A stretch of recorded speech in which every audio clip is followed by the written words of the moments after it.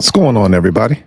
It's your man, Louie T, here with a brand new installment of the Louie T Network podcast. I haven't done this in a very, very long time. So this is going to be a lot of fun. So long that I haven't done this, I don't even know if I remember how to do this. We have I've never done this on a Monday, so this will be the first time, but this is the Memory Lane Monday podcast, aka Throwback Thursday, Flashback Friday. We throwing it back tonight. So for those of you in attendance tonight, you are in for a treat. We are going to have some fun tonight, and we're going to have some pretty interesting conversations on the podcast. As you can see, I'm throwing it all the way back. When's the last time you seen this hat, huh? The dad LTN hat? You probably ain't seen this in about 5-6 years. So you know what type of night is going to be. We're going to talk about a number of topics. The Atlanta Falcons. I'm going to kick off a series here where I'm going to talk about all 32 teams individually. Kind of take a look at where they were last year, some of the things they've done this year in the offseason, and what we kind of project them to be this year. I want to start with some of the most interesting teams in the league, not going in any particular order, just off sheer interest, and then we'll probably settle down and start going in some sort of order. But right now, there are certain teams that just stick out to me and are more intriguing than others, i.e. the Pittsburgh Steelers and the Atlanta Falcons. And so we're going to start with the Atlanta Falcons tonight, and then we're going to just hit the rewind button the rest of the night, where we're just going to throw it back and just talk about some old random shit. The way you love to do it here on the Louie T Network podcast when we throw it back. So with that being said, let's jump in to the 507th installment of the Louie T Network podcast that starts now.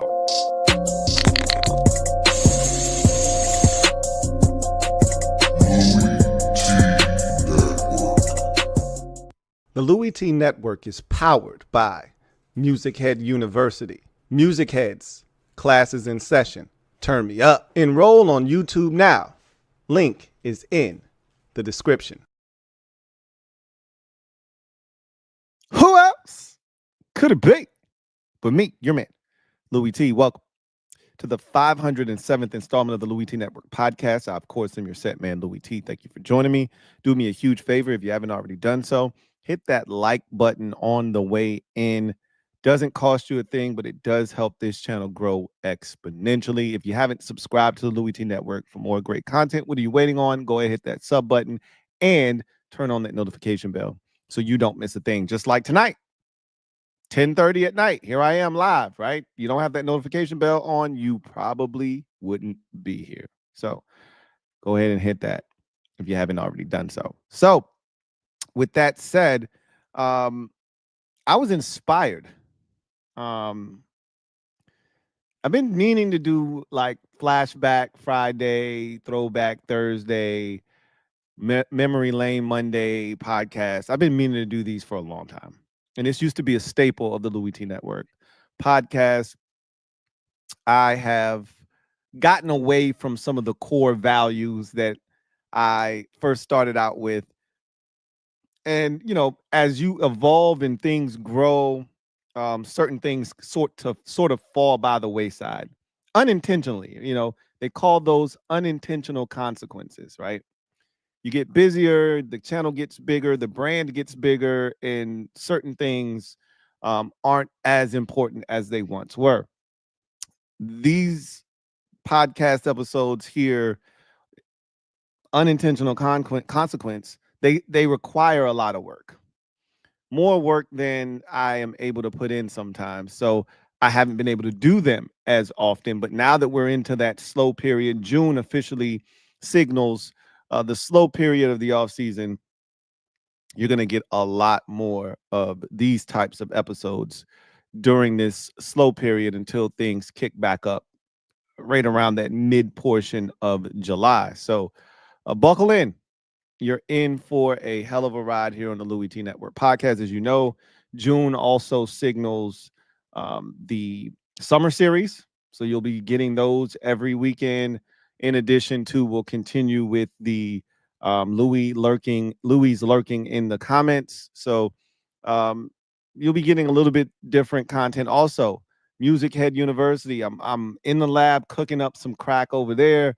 So you should be getting some MusicHead University content now that things are slowing down, and I can get over there and start to really churn some things out there as well. One of the biggest issues I had with MusicHead was trying to figure out how to set it up. Some behind the scenes um, housekeeping type stuff that has really baffled me, and I didn't want to do anything until I got that sorted out. But I think I'm starting to figure that stuff out. If I do, then we'll get the content pumping on that channel as well. So a little bit more time on my hands means a lot more content of a different variety for you guys. So with that said, I was inspired watching a couple of shows to its finale. So my wife and I are fans of the show Equalizer, and that show has officially been canceled after like 5 seasons. So it's run its course. I mean, there were certain things that could have continued and they could have strung it out longer, but I'm okay with where that one ended, right? And so um, we watched the final episode of that. I finished up season 3 of Invincible, and I also finished up the final 2 episodes of Paradise. Me and my wife did. So in watching all of these shows hit their conclusions, at least for the seasons that they're in, and in the case of Equalizer, its series finale, I was inspired. And then over the weekend, I was watching a show that I frequently watch that is just hilarious to me, that I didn't think got its just due. It was probably ahead of its time. Had that show been out now, it probably would be a hit, but it was before its time. So that got me to thinking and got those gears turning in my head. And so our trip down memory lane today will be shows that are gone too soon, right? So if you've got some shows that you watched, whether it was 1 season, to me, 2 seasons is the cutoff for that. If your show went longer than 2 seasons, then it didn't get cut off before it should have. Maybe it did. Maybe there was more stories to be told. Maybe there were more storylines to have drawn out and play out. But two seasons is the cutoff, right? Where you feel like, come on, bro, that was not nearly enough. There was no reason for that. So start thinking about some of those shows that you may have. I've got a bunch of them. I'm not going to give you all of them because we could be here all night, but that's something that we'll do going down memory lane. And then we'll go to Remember When later on in the show. I want to talk about NFL game changers, and not just players, but also things that have happened over the course of the last 30, 40 years in the NFL that I felt like were true NFL game changers. And if you can think of some others, please feel free to leave it down in the comment section. That said, let's jump into tonight's show.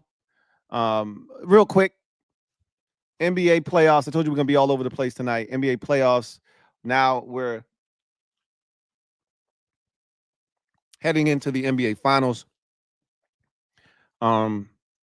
Indiana Pacers, Oklahoma City Thunder. Someone will win their first NBA title. I think most people, including myself, feel like it's going to be the Oklahoma City Thunder. They've been the best team in the NBA all season. And I'd be shocked if they don't hoist the Larry O'Brien trophy. However, I will say this is a very odd pairing. I'm actually really interested to see the ratings for this finals because so many people talk about parity and how the NBA is rigged. And I don't necessarily doubt that, especially when it comes to the lottery. But, so many people talk about we don't want to see the same teams in the finals. We're tired of Steph Curry and the Warriors. We're tired of LeBron James and whatever team he's on. Okay. So you say you're tired of, the same teams, right? We haven't had a repeat winner in the NBA finals. We haven't had, back-to-back championship winners since what, 16, 15, 16, 16, 17 with the Warriors, I believe. It's been a while, right? And we're going to get someone to win their first NBA title. Two teams that don't make it to the finals very often. And I want to see how the viewing population responds to this series. You can't talk about wanting different teams and wanting parity. This is what the NBA wanted, right? This is what the fans claim they wanted. Okay, let's see. If you watch it, then maybe this is what, because I think it's going to be an exciting series. Two teams that can score. The Pacers aren't backing down. I'm shocked to see them here. I'm not going to front. I knew they were going to win that Knicks series once they went in there and won the first two games of that series. But before that series started, I thought New York was going to its first NBA Finals since, what, 99? So there was no way in my mind you could have convinced me that the Pacers were going to take out the Knicks. But here we are. So should be a fun series. I want to see how many people actually watch this series. I want to see what these numbers look like. Anyway, I digress. Let's get to the gem dropping session, shall we? I think we shall. Let me drop this gem on your melon. Open your mind, let your conscience be free. You're now rolling with your man, Louie T double E. Let me open you up. Get you thinking a little bit. So I want to talk about the Atlanta Falcons, the 2025 Atlanta Falcons. We're going to go through all 32 teams in the league during this process, and we're going to start with the Atlanta Falcons. Why, you ask? The Falcons are very intriguing, right? Before we get to the here and now and the present with the Atlanta Falcons, we just got some Kyle Pitts, news today, and we've already talked a little about Kirk Cousins' situation, but we'll rehash that and get you up to speed on the Kyle Pitts situation if you are not up to speed on that. So before we can look forward to the Atlanta Falcons upcoming season, we must first look back at how we kind of got to where we are with this Falcons team. Last offseason, they kind of hit the reset button, hired Raheem Morris, which a lot of people thought was a really good hire. He was ready for his second opportunity after buying his time as an assistant, in various spots, mainly with the Rams. And so he gets the opportunity. They go out, they go get Kirk Cousins, make a big splash in the offseason. Everyone's like, wow, okay, Kirk Cousins killing it again from a, monetary standpoint. Goes out, gets a massive payday as only Kirk Cousins can. And we're thinking, all right, now they're going to attack edge rusher because the Falcons have been one of the worst pass rushing teams over the last 10 to 15 years in the NFL. So they're going to use their top 10 pick in 2024's NFL draft on an edge rusher. And of course, they threw the biggest curveball I think we've seen in an NFL draft in quite some time by selecting Michael Penix Jr., quarterback out of Washington. Now, I did not hate the move. It just was a bit of a head scratcher at the time because you just guaranteed Kirk Cousins all of this money. If it works out with Cousins, Michael Penix won't see the field for at least a bare minimum of 3 seasons, right? The first 2 years, Kirk Cousins, if he's successful, is going to be your quarterback, and there'll be no ifs, ands, or buts about it with the contract that he had signed. So you were putting yourself in a Jordan Love-esque type situation where who knows when your starter is going to be pushed out of the door, and you have to find out what you have. You can't just blindly give Michael Penix Jr. a deal.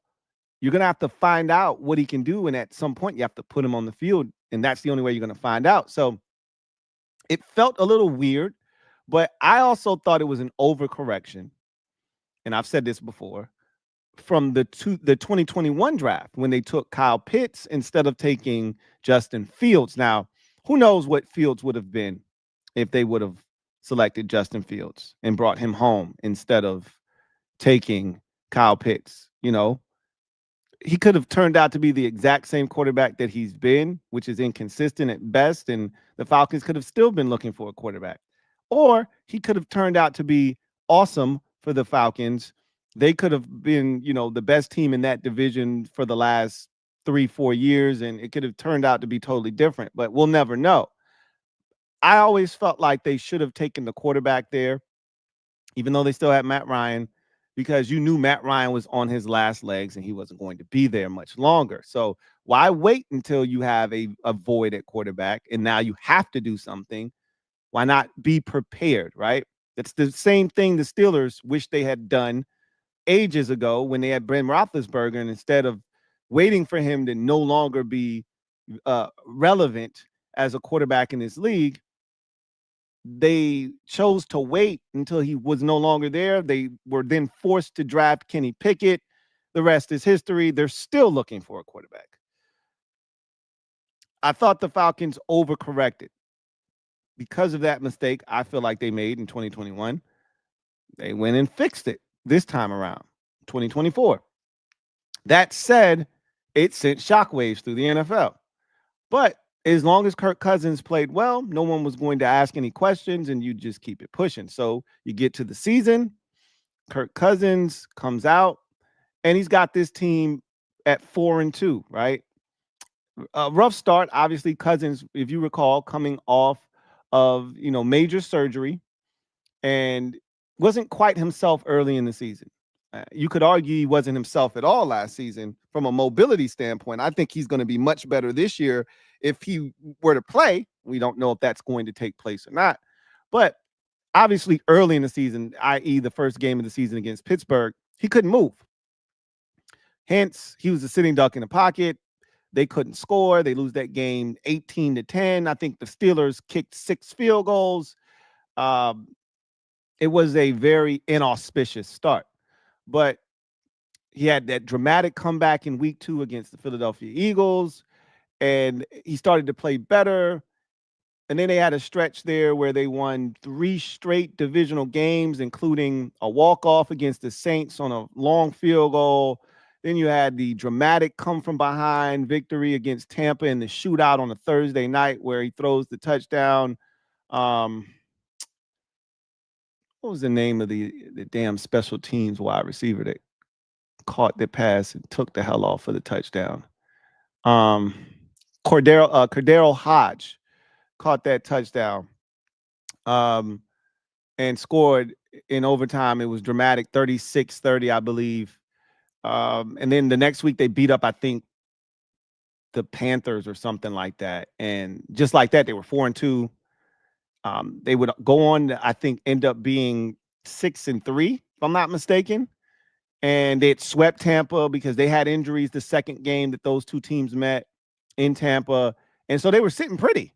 They looked like they were going to win the division. Kirk Cousins' first season in Atlanta was going to be a success. They were going to go to the playoffs. They were going to host a playoff game, yada, yada, yada. And then the bottom absolutely falls out of their season.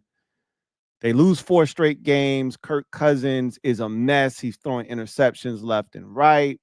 I think the worst of that stretch, that 4-game losing streak, was the Vikings game where he just looked totally incapable of playing the position. And then it all came to a head on an ugly, what day of the week was that game? Had to be a Monday night, I guess, against the Raiders. Oh my God, that game was awful. So was Kirk Cousins, and Raheem Morris had seen enough. Despite winning that game against a lowly lifeless Raiders team. It was a very, very concerning performance by Kirk Cousins, to say the least. And Raheem Morris did something that I didn't think he had the balls to do.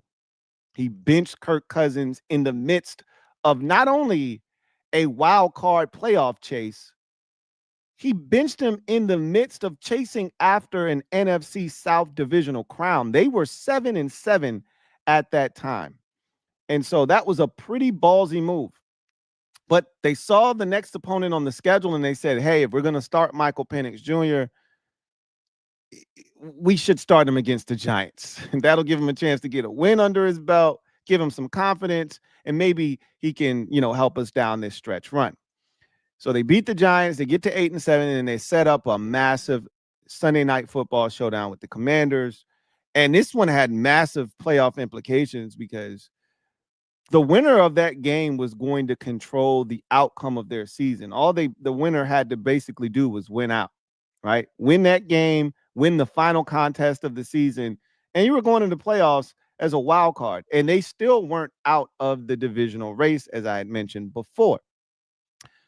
They put up a valiant effort on the road against the Commanders. Actually dominated the first half of that game and were up pretty big. I think it was 17-7 at half. But they imploded in the second half, but rallied to take the lead, had the lead late.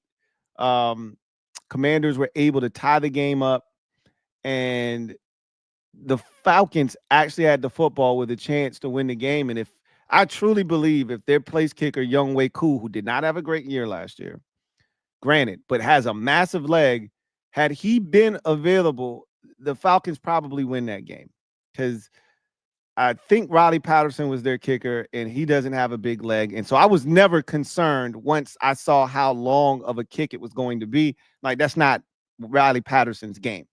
And that ball was straight down the middle, but short, which you don't see very often in the NFL these days. But it gave Washington an opportunity to go to overtime. They get the win in overtime. The Falcons never see the football. They lose that game. They go on to lose in week 18 to the Carolina Panthers, and thus their season ends at 8-9. So they missed the postseason, but in doing so, the change at quarterback was made official. They were moving on from Kirk Cousins and passing the torch to Michael Penix Jr. So then you get into the offseason. What are you going to do with Kirk Cousins? He's making all of this money, and the Falcons made it abundantly clear we're not giving him away, and we're definitely not cutting him. If you want him, you're going to have to trade for him, and we're not giving him away. This is not a yard sale. If you want Kirk Cousins, you're going to have to give us something for him. And no, we're not eating a huge chunk of his salary. If you want him, come and get him. And everybody was like, okay, we hear you. And so nobody came and got him because the Falcons were standing on business. And so they said, we're fully prepared to pay Kirk Cousins his salary because guess what? Had he played well, they were fully prepared to pay Kirk Cousins his salary. So nothing changed except he's not playing. So they were already going to pay the money. So in their mind, they're like, bro, we're good. If Kirk Cousins was playing well, Michael Penix would have still been on the bench.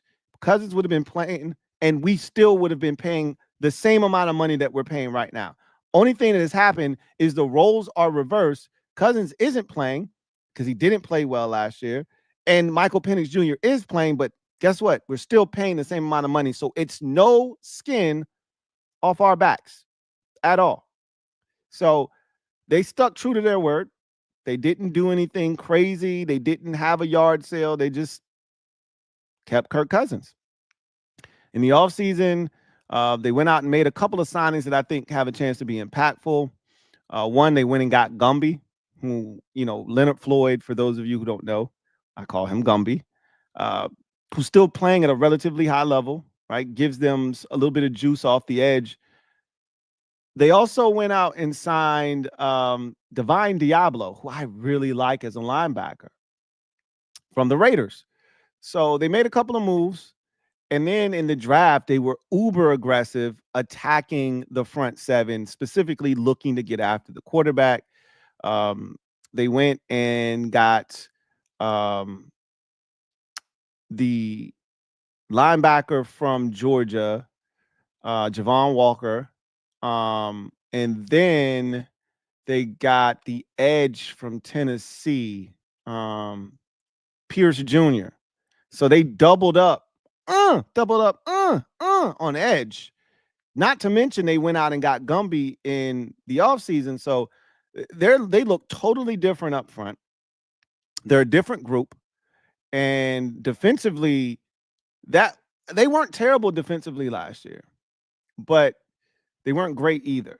And their biggest Achilles heel has always been the lack of pass rush. So again, I think this is another overcorrection by them to really pour this much resources into the edge rushing position. But I get it. When you've been as bad as they have been for as long as they've been as bad, I get it. So they go out and make those moves, but they still haven't traded Kirk Cousins. So now you get to present day, right? You get to OTAs, you get to phase 3, and Kirk Cousins is a no-show. He wants out. Doesn't matter what he wants. If no one's willing to come and get him, he's stuck. There's still a team out there that needs a quarterback, the Pittsburgh Steelers, who we'll talk about on this series next time. And we'll see what they ultimately do. Like, I am shocked at how the Steelers have mangled their quarterback situation right now. But we'll talk about that when we get to them. So the Falcons right now are a very intriguing team, right? Then you get the Kyle Pitts news today. And, right now he's dealing with some sort of illness or injury or something weird, right? Where he's not there. Fine.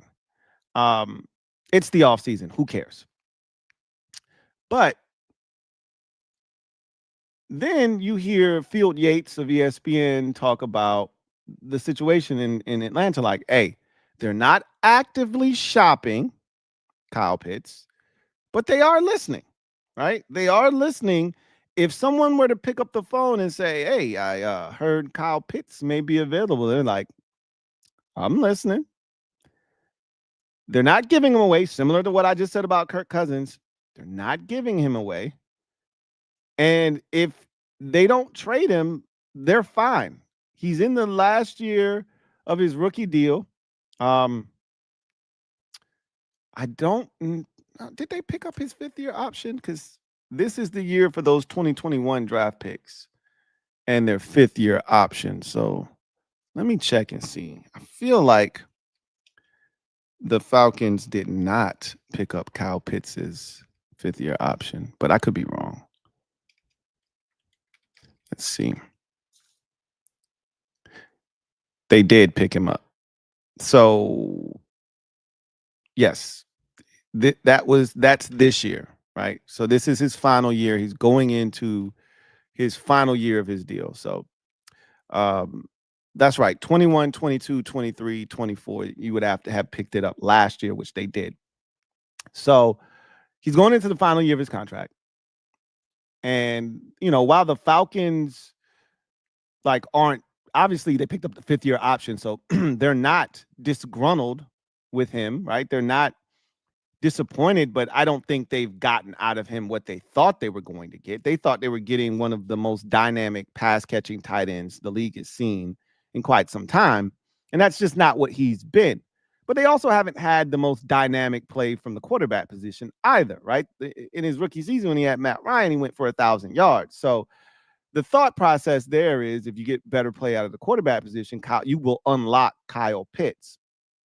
So we'll see what happens there. They're perfectly fine, rolling the dice into his final year of his rookie deal and seeing what happens, right? Because maybe Penix unlocks him. You start to see him play the way that they thought he was going to when they drafted him out of Florida and made him a top 5 pick. And all of a sudden they're interested in bringing him back. Or it continues to kind of go the way that it's gone, and they probably would let him walk at that point. and you just see what happens there. Maybe you get a compensatory pick for him leaving, right? But whatever the case may be, they're fine either way, right? They're listening to trade offers because they know that they've got a decision to make next offseason, whether to retain his services and pay him or to let him walk.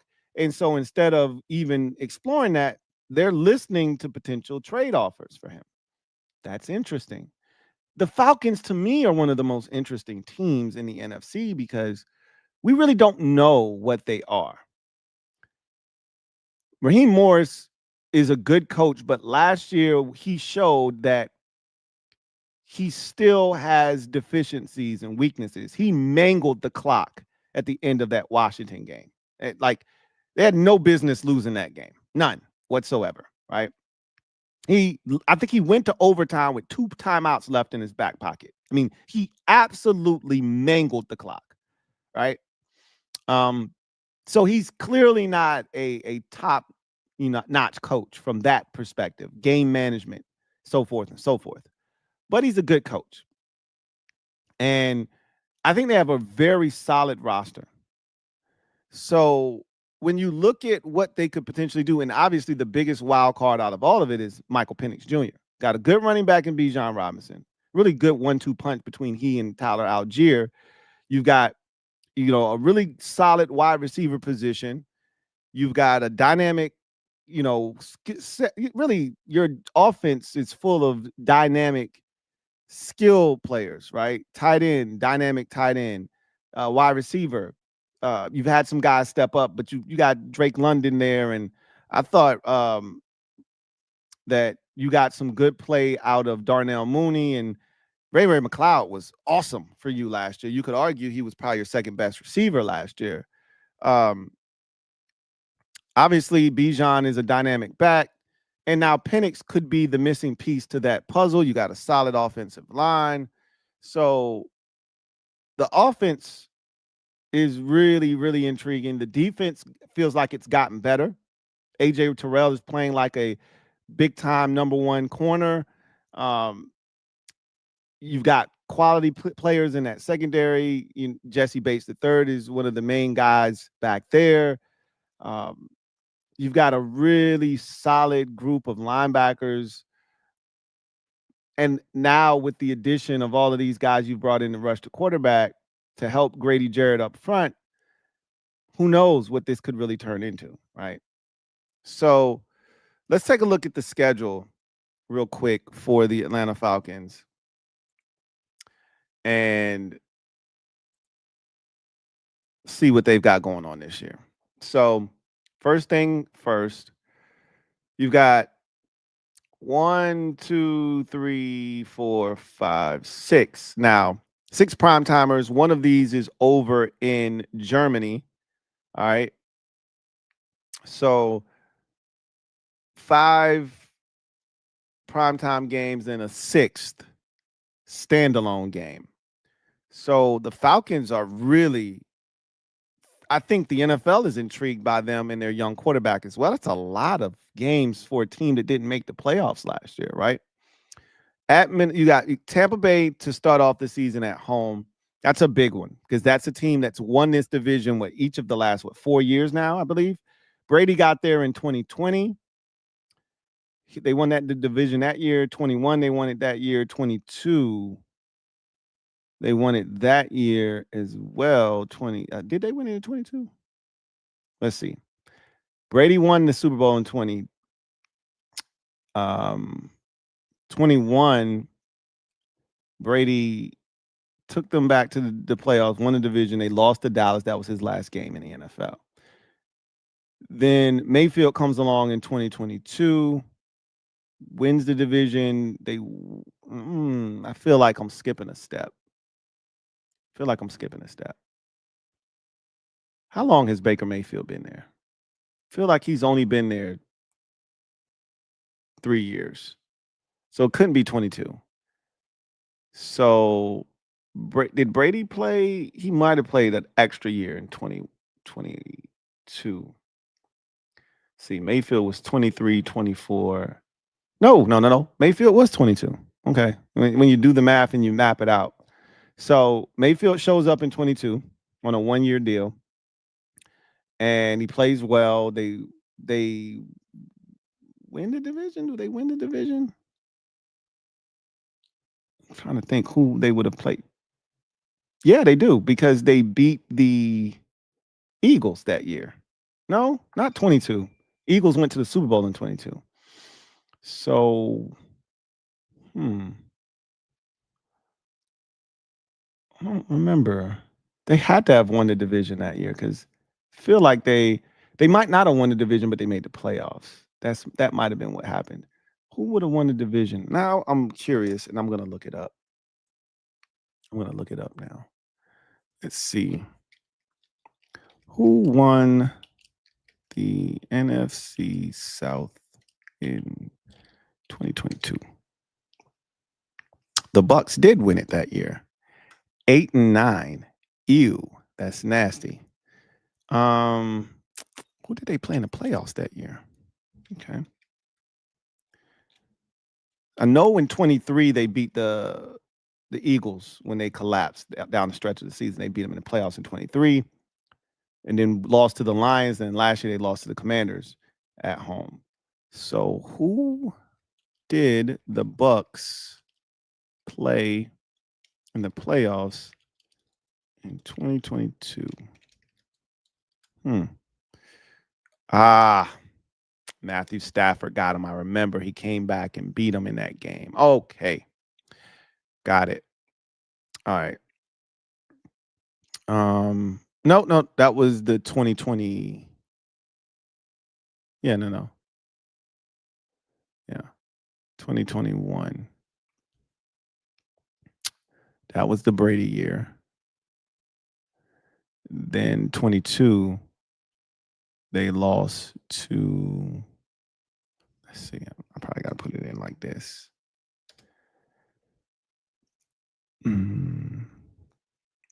So, all right. Now I'm confused. Brady did play until 2022. I was like, this isn't making any sense. It didn't feel like Baker Mayfield was there that long. So 20 was Brady's first year in Tampa. They won the Super Bowl. He comes back in 2021. They don't win the Super Bowl, obviously, that year. He lost to Stafford that year. Stafford came back and beat him in the playoffs. Epic game. The next year, Brady comes back and plays again. But that year, you could see it wasn't working. Arians wasn't the coach that year. It was the first year of Todd Bowles.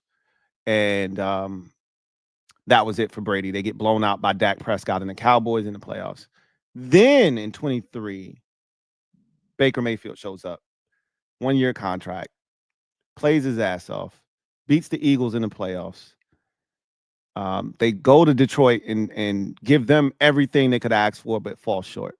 Then the next year he gets the extension, or the new contract rather, and they win the division again, and that was last year. So okay, now, so the Bucks have won the division, what, 5 years in a row now? 20, 21, 22, 23, 24. So 5 years in a row that the Tampa Bay Buccaneers have won the NFC South. So that, I really believe the Falcons have a legitimate shot to unseat them. That's a big game in week 1, right? You swept the Bucks last year. It ended up being all for naught.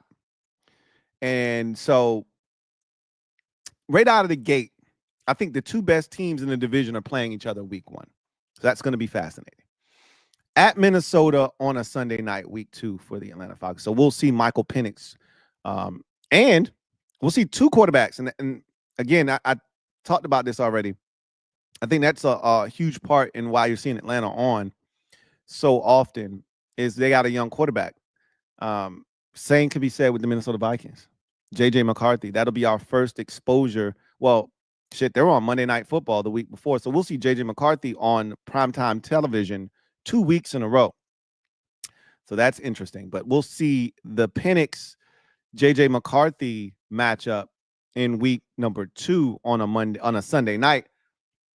if I'm not mistaken, excuse me, um, Penix was the fourth quarterback taken, and McCarthy was taken right after him. So I think those two were taken maybe a pick apart, 2 picks apart, maybe.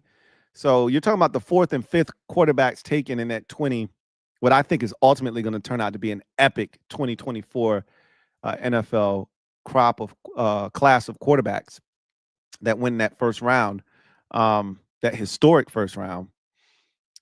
So then you have at Carolina, home for Washington, and a bye. You've got the earliest bye that you can have in week 5. So um, we'll see if that works out for you. But right out of the gates, you've got 2 divisional games and a rematch with the Commanders in week number 4 before your bye week. So all NFC teams to start for the Falcons, and 2 out of their first 3 games are against divisional opponents. So you got to take care of business. And again, out of those 4 games, 3 of the 4 were teams that were playoff teams a season ago, 2 of which won their divisions, and the Vikings were a 14-win team last year. So again, we don't know what the Vikings are going to be, but that's a very interesting start for Atlanta. You come off the bye, you're home for Buffalo on a Monday night. That's going to be tough. At San Francisco on a Sunday night. So 3 prime timers within the first 6 weeks of the season. 7 weeks, excuse me, but 6 weeks of each other. You come off the bye, you got 2 straight prime timers. We don't know what the 49ers are going to be, but that could end up being a very interesting game there too.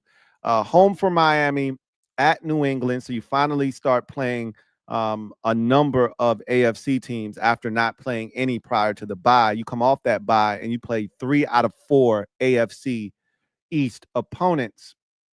So you're then playing the game over in Germany against the Indianapolis Colts. So you start to really dive into your AFC portion of your schedule.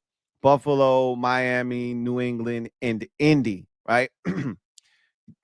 Come off of that game over in Germany and you come home to Carolina. So you finish up your season series with Carolina. Notice you have not seen the New Orleans Saints yet, despite already having finished your season series with Carolina. Then you get New Orleans for the first time in the season in week number 12, at the Jets, home for Seattle, at Tampa Bay on a Thursday night. So they're kind of rehashing that classic from last year's Thursday night. What is that? Week 6, I believe, week 6 or 7 showdown, 36-30 overtime. Kirk Cousins over 500 yards passing in that game. So they're going to rehash that one. That one should be pretty good. Then you're done with Tampa. And that game in week 15 will probably go a long way in determining who's going to win that division. More likely than that, not. At Arizona, home for the Rams, and then at New Orleans. That's your second and final time seeing the Saints on the season. So you finish up with 4 out of your final 6 games on the road. So better take care of business early in the season at the crib, because you're going to be on the road as road warriors late in the season. At the Jets, home for Seattle, at Tampa, at Arizona, home for the Rams. That is a Monday night game as well, and that could go a long way in determining a playoff spot. We don't know what the Rams are going to be. We think they're going to be better with the addition of Devontae Adams, but they could be fighting for a wild card spot, just like you could be fighting for a wild card spot at that juncture of the season, and then finish up at New Orleans. So a lot of road games late. Got to find a way to put yourself in a position to not only be a wild card late in the season, but try to win this division. That's a doable schedule, right? That is a very doable schedule, but you got to take care of business early and often, especially against the divisional opponents. You see 2 of them in the first 4 weeks. You come off the bye, then you get a big helping of AFC opponents. Got to take advantage of the AFC East, man. Like, I don't know what Miami's going to be, but New England, they're much improved, but you should beat them. The Jets are much improved. You should beat them, right? Again, we don't know what Miami's going to be, if Tua's going to be healthy when you play them, et cetera, but Buffalo's the only one you should be able to justify losing to and say, okay, that should be a loss. You may be able to beat them. It's at home, but you can justify a loss to Buffalo. Maybe Miami, but that's at home as well. You got to find a way to beat both the Patriots and the Jets, right? Got to take care of those games, and you got to take care of Indy over in Germany. So find a way to win the ones you're supposed to, and maybe sneak one or two that could be question marks on the schedule. And then you got to beat up the division. I mean, last year you split with Carolina, right? Let me think. I remember you beat the brakes off of them. Yeah, they got you in the last game of the season. You can't split with Carolina. Now, we don't know what Carolina's going to be. You got to treat them like the little sisters of the poor, right? You got to sweep them. New Orleans might be the worst team in football this year. You got to sweep them, right? Their quarterback situation is a joke right now. You got to sweep them. And you got to at least split with Tampa. At least. You should be 5 and if you're serious about winning this division, no worse than 5-1 with a split with Tampa being your only loss. If you're serious about winning this division. Because this could be another one of those 9, 10-win division winning seasons for the NFC South, right? Well, half of those wins should be coming within the division. It's not a good division again. So, and then, like I said, you can't lose any more than 2 games against the AFC East, and you need to beat Indy as that 5th AFC game. You need to finish with an above 500 record against AFC opponents. So 3-2 is the worst you need to be able to do. You should really be aiming for 4-1, 5-0 obviously, but 4-1 is what you should be looking to do. You go 4-1 against the AFC opponents that you have on the schedule, and you go 5-1 in the division. There's your 10 wins. You can do whatever the hell you want to do with all the other games. The Arizona on the road, the Washington at home. You can do whatever you want to do with those games. You don't even need those games if you take care of the ones I just said. But it never happens that way, right? It's never that clean. You're going to lose to somebody in the division that you have no business losing to because it's family business, right? So it's a doable schedule, and there are a lot of prime timers. We're going to see a lot of this Falcons team this upcoming season. They're going to be very, very interesting if you ask me. So I digress. I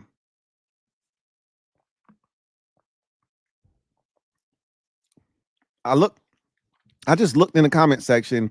Saints won the division in 2020. That's right. Brady had to go on the road and beat New Orleans, but that was a compromised Drew Brees by the time he got to him.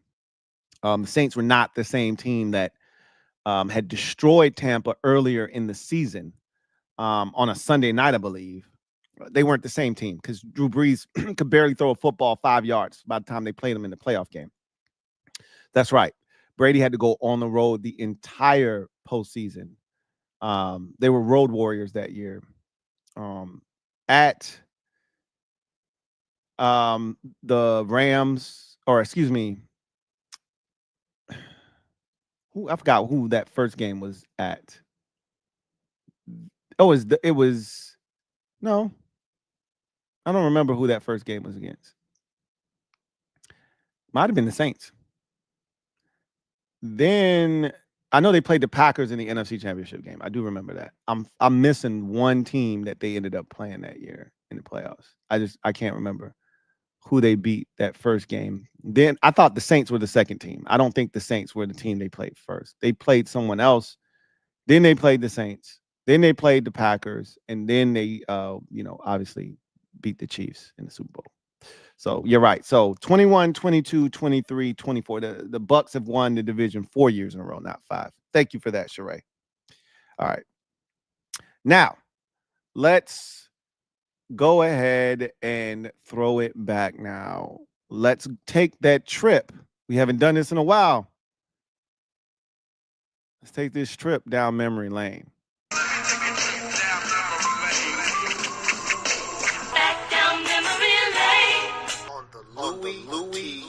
Podcast. Oh man, that takes me back, man. I haven't done that in so long. That was before you had the visual podcast. That was the audio only sound drop and intro into memory lane. I do miss the music though. Um, I might have to stop being cheap and bring the music back, but I'm fighting against that right now because I don't use it enough. So, but I do miss the music. Ah, memory lane. Y'all ready to go down memory lane? Let's do it. So let's talk about shows that were gone too soon. Maybe ahead of their time. Maybe people just weren't aware. They were asleep. Um, there were a lot of shows that have gone by the wayside that, for whatever reason, shouldn't have. I've got a bunch of them that I've got written down. I'm not going to give you all of them because, like I said, we could be here all night. But if you want to participate in this conversation, leave it down in the comment section. But when I do these, I usually I'm just focused. You're gonna probably have to super chat if you want me to see it, because I usually, once I start going down memory lane and I start getting nostalgic, y'all know how I get, man. So let's talk about some shows that were gone too soon, man. So I think I want to start recent and then work my way backwards. So I'm gonna save two of them for last, three of them for last, because I think these shows were really good to me. Now, again, my taste and your taste are two different things. So again, you have to bear with me. So, um, here recently, I was really disappointed. I don't know if you guys were watching this show, but on NBC there was a show called American Auto. It was about a company that was obviously an auto company, and its original owner passed away, and the company got passed down to the son. He's an idiot, right? So the company was in this perilous state because the son was he was just he was so stupid, but he was funny, but he was dumb. And so they needed somebody to come in there and kind of steer the ship back in the right direction. So they hired this woman, and it was Anna Gasteyer from Saturday Night Live. She's hilarious. And they hire her to be the new CEO of the company. Except one problem. She came from the pharmaceutical world and knows nothing about cars.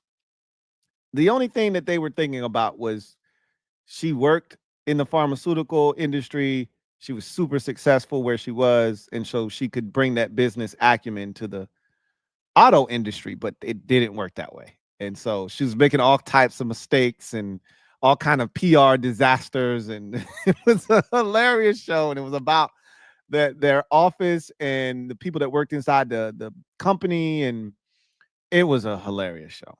I loved it, and they could have gone on for another 2 or 3 seasons. It was so funny.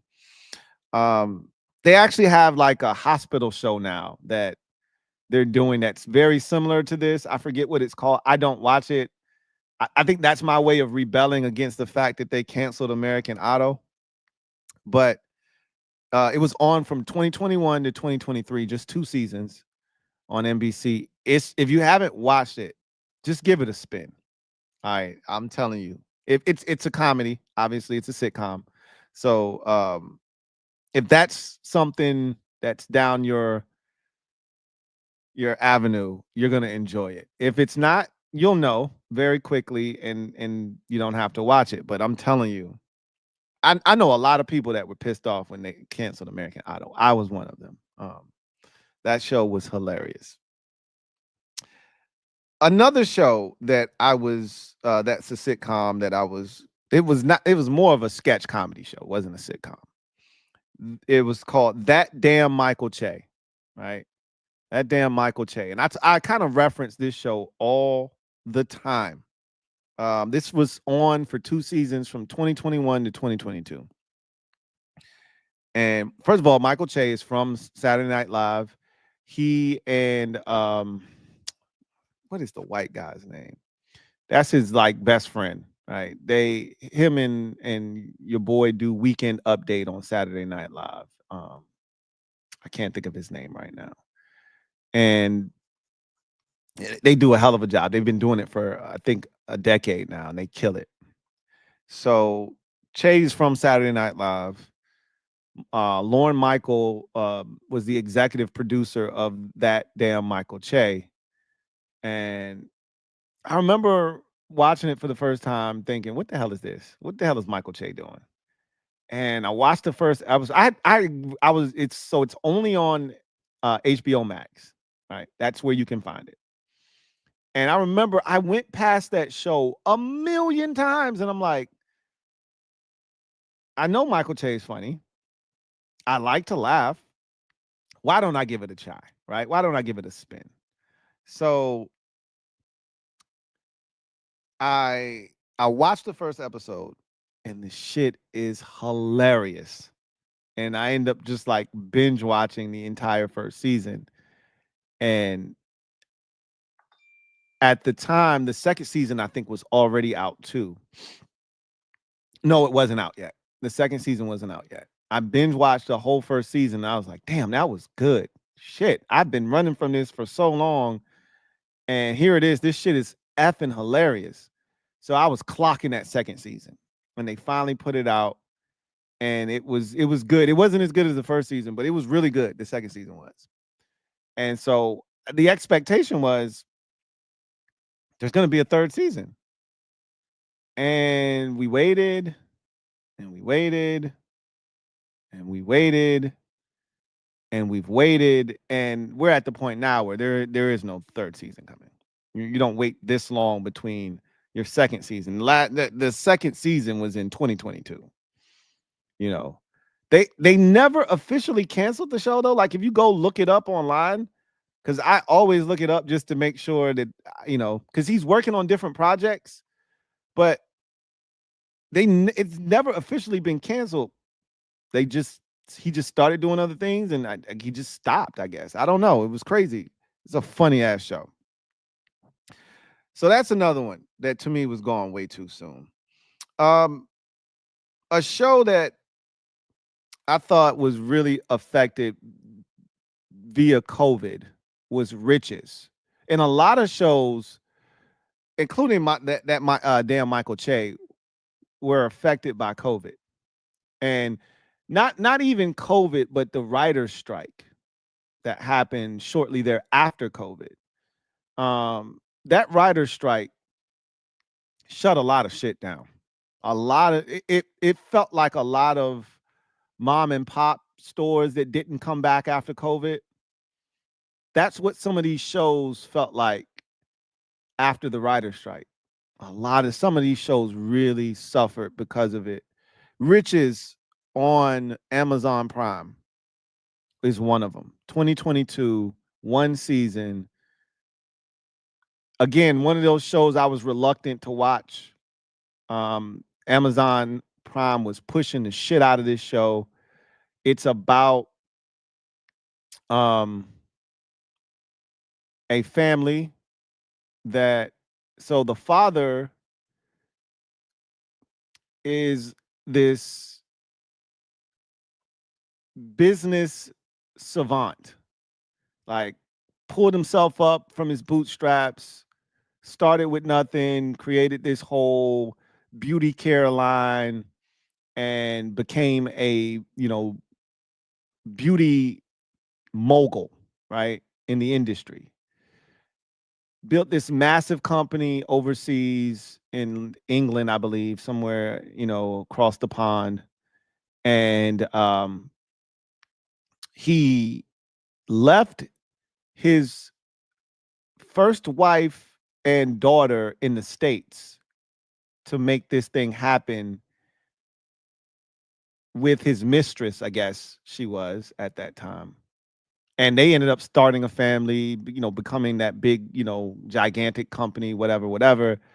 And so the first wife was, obviously resentful of the husband, because what we later find out is that the product, she pretty much created it. So I don't want to tell you a whole, because that's just a slice of this. This shit is crazy. This this might not be for you.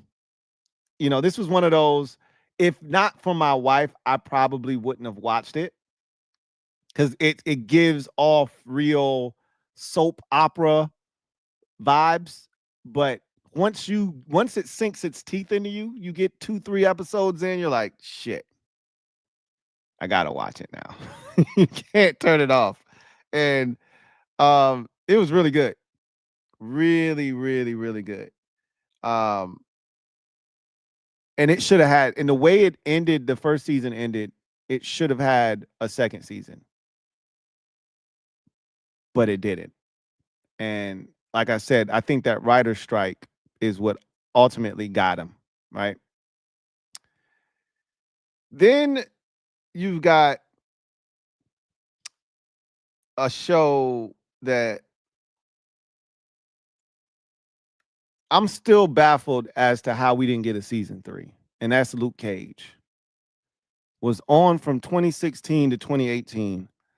And you want to talk about one of the best Marvel shows, TV shows created? Look no further than Luke Cage. It had everything. Um, they set it up perfectly. I think he started out in one of the other shows. I want to say might have. I don't remember what it was. It Iron Fist or Jessica Jones. He started out in one of these other shows, then branched off, got his own show. And that first season, my God, that first season was crazy, right? So good. And a lot of times when the first season is that good, it's damn near impossible to top it. Like, there was this show that came on FX called Damages. One of the best first seasons I've ever seen in my life was Damages with Glenn Close, right? I'm talking edge of your seat thriller, like a suspense. But to me, like, where do you go after that? Where do you go after that first season? Luke Cage took the momentum from season 1 and kept it going in season 2. And the way season 2 ended, you're like, oh my God, this is setting up to be a doozy, because now he's taking over the club.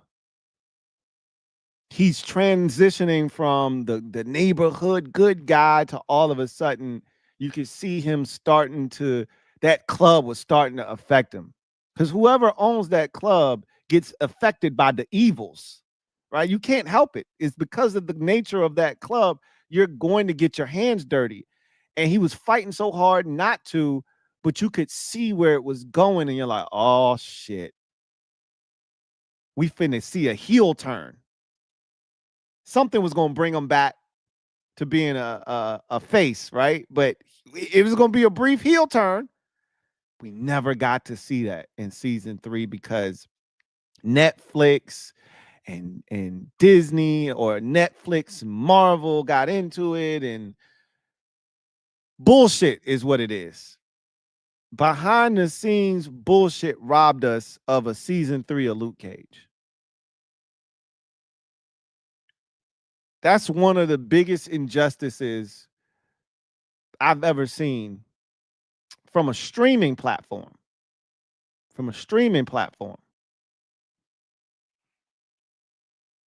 You could probably even throw in Punisher, but it probably was going to be more of the same, right? So I wasn't upset necessarily when Punisher got canceled, because I mean, there was only so much you could do with the storyline.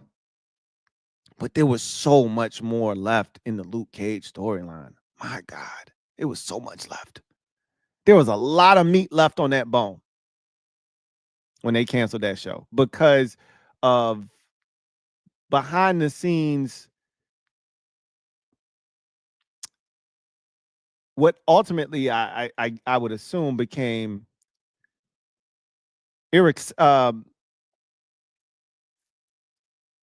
differences that couldn't be overcome. I can see the word in my head. I don't know why I can't spit it out.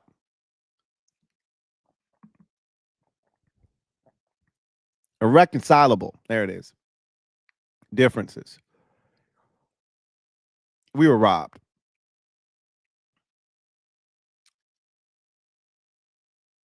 So there's a show that you probably never heard of. There's a show that you've never heard of that if it didn't exist,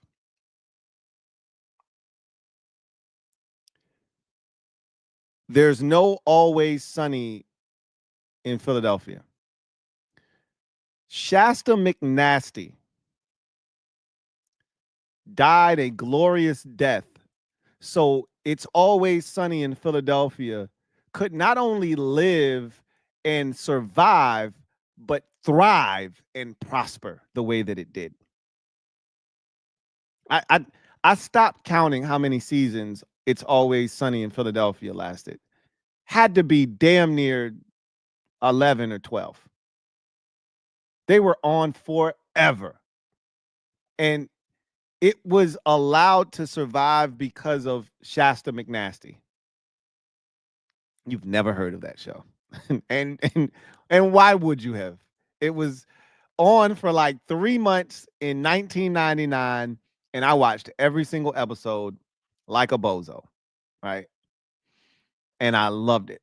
I even remember the song from Shasta McNasty. The song goes like this. So the premise of the show was 3 dudes living in an apartment together. They had a music group, they had a record deal, the record label that they were under folded. Now they just trying to figure out how to make shit work, right? So the song goes, Shasta McWho nasty. It's Shasta McNasty. Nasty. We bring to you record deal, bad women and all, getting paid off this music till the label took a fall. Living by the beach, reaching out to each a dog, and 3 of us make up Shasta McNasty. Shasta McWho nasty, nasty. It's Shasta McNasty. Nice. That was the song. That show was so stupid, but it was funny. Just like It's Always Sunny in Philadelphia. Literally, it was the same premise. Obviously, you switch around, but it was kind of the same thing, right? Like just 3 people, goofy, dim-witted, some they each had their own strengths, but quirky at the same time, and just trying to figure it out, right? And that show was on, I think they might have got 6, maybe 7 episodes max. Maybe 8, I doubt it. Love that show to death. But again, It's Always Sunny in Philadelphia doesn't exist without Shasta McNasty. Right? Shasta McNasty crawled and walked so It's Always Sunny in Philadelphia could run. The Dana Carvey show. You're old enough. If you're of a certain age, then you probably know who Dana Carvey is. And a Saturday Night Live legend. A man of 1,000 different voices and characters. Very funny guy. A comedic genius. He got his own show. He was as hot as one could be coming off of Saturday Night Live. I don't know if anybody had more heat than Dana Carvey did coming out of Saturday Night Live in 96 when he did. Um, I mean, you probably could argue there were others who went on to have more success, maybe like in a short period of time. Chris Farley is one name that comes to mind. Adam Sandler obviously went on to have tremendous success, and there are countless others. Chris Rock, obviously ridiculous success, and we can keep going. But Carvey's star was burning bright, and it felt like he was gonna kill it. And he got his own show, and if you go back and you look at the team of people he had writing on that show and acting on that show, you're saying to yourself, how the hell did this not work? He obviously was the star of the show. Stephen Colbert was on that show, and he wrote for that show, and he was on it. Steve Carell was on that show, and he was hilarious back then too, and he wrote for that show as well. Robert Smigel, if you remember the ambiguously gay duo that the SNL sketch with the two gay superheroes, right? He was the one that wrote that sketch and the cartoon. He wrote on that show and acted on it as well. It was a hilarious show. Now, I will say, um, the first couple episodes are a little bit over the top. He was doing a little bit too much, and it might have turned some people off. They weren't ready for that in 1996. But if you get past those first two episodes, they kind of found their groove, and I'm telling you, that shit was hilarious, man. There's one episode in there that I forgot the name of the dude that was the anchor. Um, Jesus, I think he worked for NBC. God, his name is right there. Ted Koppel. He did a sketch. First of all, it was one sketch that he and Steve Carell used to do where they used to, so they were trying to be mischievous. They were trying to do bad shit, but they were actually helping people. So like they would go somewhere, order food, and then pay for it and then drive off. And they be acting like, oh, we just got them, we didn't get the food and all that shit. And they already paid for it, right? And so they be all excited, like, oh, we got it, we just ordered some food and we drove off. And then they would get down the road and they would realize, oh, damn, we paid for it, right? So they would always do some stupid shit like that, right? They would go in, try and do something sneaky and end up, doing some shit that benefited somebody else. So that was funny as hell. And then they had the one where he was Ted Koppel. He was acting like Ted Koppel. If you ever seen or heard Ted Koppel before, he's got a hilarious voice, right? In real life, or had. I don't know if he's still alive, but he was doing Ted Koppel that they were simulating Ted Koppel going on vacation, right? So in this sketch, he was going on vacation. So in order to make sure that if something happened while he was on vacation, they would have Ted Koppel breaking the news, right? So they just had him doing random stuff, saying random stuff. You have to see it. It's hilarious. Dana Carvey is hilarious. That show was hilarious, man. Again, way before its time. This was back in 1996, but again, um, it was ahead of its time. Again, if that show were on now, it would be a hit. But again, it was before its time. But there's one show that I think is just effing hilarious. I still watch it to this day. Matter of fact, I just was watching it over the weekend again. And it's a show, I'm telling you, if this show were on now, it would be one of the best shows on television. But because it was before its time. It's just one of those situations where it came on a decade before people were ready for it. It's a show that was on ABC back in 2009. It was on for 2 seasons in 2009 and 2010 called Better Off Ted. You have to go watch Better Off Ted. Just watch the first 3 episodes. Just watch the first 3 episodes. If you aren't sold hook, line, and sinker after the first 3 episodes, I got nothing for you. If you're an Office fan or that's your type of humor, then you should have liked American Idol. But if that's your type of humor, you're going to love Better Off Ted. But Better Off Ted is unapologetic. The writing on that show was immaculate. The characters were perfectly cast. They played off each other so well. It is some of the best comedy I think I've ever seen in a sitcom. I'm talking about just dying laughing over and over again. That show, Better Off Ted, I'll put it up against any show that you love. That first season of Better Off Ted, I'll put it up. There are episodes that I will put up against your favorite episode of your favorite show. I will put it up against and say, find me one that's better than this.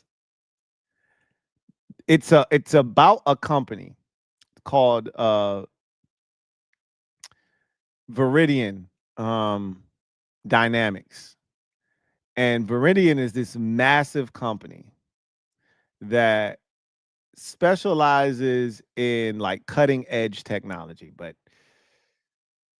the problem is the company is more worried about its bottom line, which, I mean, that's what companies do, but they're so reckless. You couldn't tell that they were worried about their bottom line because they do some of the stupidest shit. The testing that goes on in the lab is crazy. The things that they create are even wackier. Portia de Rossi is the boss on that show. She kills it. I mean, they couldn't have picked a better person to play her character, and she murders it in that show. She is awesome. And the supporting cast characters in that show, I'm just telling you, go check it out. Better Off Ted. It's on Amazon Prime right now. If you're a Prime member, you can watch it. Go watch Better Off Ted. I'm telling you, you won't be sorry. These are all shows that were gone too soon, to me. And I got more. I got some more right here. I'm staring at it, but I'll be talking to you all night if I kept going. And I'm not going to talk your head off. So we still got another segment to go. But that was a trip down memory lane for me. I want to go watch some American Idol right now. I think I may do that. I may go dig up some old Shasta McNasty episodes. You know, I was so nerdy back in '99. I taped Shasta McNasty. I think I had the entire series on VHS. And they were only 30-minute episodes. So I might have had all 6, 7, or 8 episodes on one VHS tape. Of course, that's long gone. It was somewhere at my parents' house. I'm pretty sure my dad threw it away by now. But I probably could go on YouTube and find some old Shasta McNasty episodes. You can find everything on YouTube. I think the Dana Carvey show, I think it might be on Hulu. I think it's on one of these apps. Luke Cage is on Disney Plus, if I'm not mistaken. They ripped it off of Netflix after the dispute, and I think they put it on Disney Plus. That damn Michael Che is on HBO Max if you're looking for that. Riches is still on Amazon Prime. Better Off Ted is also on Amazon Prime. You can't find Shasta McNasty anywhere. You might be able to find some loose episodes on YouTube. And then American Idol is on the Peacock app, the NBC app. So those are all of the shows that I feel like were canceled way too soon. And again, There's so many more. And if you've got some, leave them down in the comment section. Maybe you'll help me unearth a gem or two that I was not privy to. Um, I'd love to know. Sometimes some shows just go under the radar for whatever reason, right? So, with that said, let's wrap up this trip down yesteryear with Remember When. Y'all remember when, y'all remember when, y'all remember when, y'all remember when, y'all remember when, y'all remember when, y'all remember when, y'all remember. So, we're going to turn our attention back to the gridiron for this. I want to talk about NFL game changers.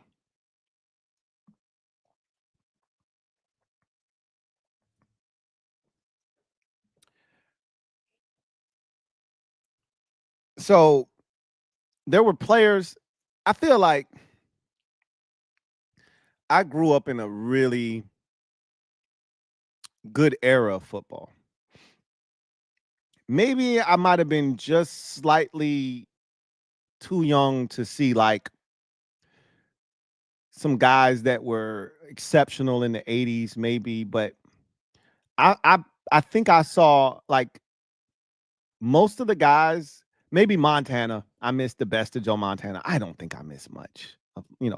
Like yeah, he was really good, but I don't think I missed much. I missed the 85 Bears. Yeah, I would have loved to have seen that defense live. Like that would have been cool. But I saw prime Jerry Rice.